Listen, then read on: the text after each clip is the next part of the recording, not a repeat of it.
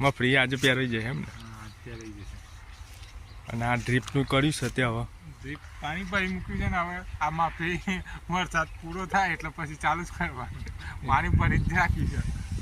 આજે એમ થાય પહેરાઈ જાય તો શાંતિ નહીં, પછી વરસાદની હા ને ઘણા દિનથી રાહ જોઈ રહ્યા હતા, બંધ થાય વરસાદ તો બહુ દિવસે લગભગ મારા ખ્યાલથી 1 મહિનો 5 દિવસે એક વાર આપશે.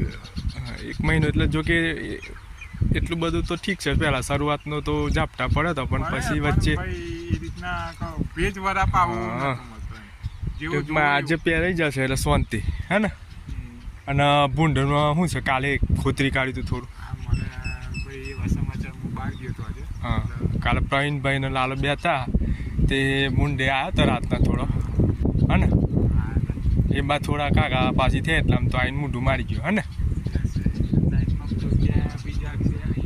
એટલે બધા ખેતરમાં થઈ જાય પછી ઓછી તકલીફ પડે હે ને.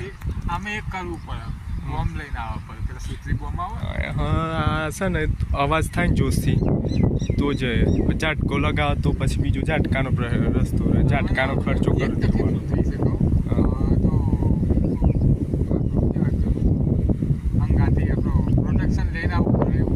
ભૂંડ હા હુમલો કરે છે, ખાનપુરમાં કરે તો હુમલો 3 માણસો પર હુમલો કરે છે ને, એટલે ભૂંડ હવે તો શેતાન બની ગયો છે. હા, એટલે હવે એ બહુ હુમલાખોર બની ગયો છે. હા એવું, એટલે હવે પ્રશ્ન તો ઊભો થયો છે ભૂંડનો મફળીમાં તો મોટો નહીં. ભાઈ એક મસ્ત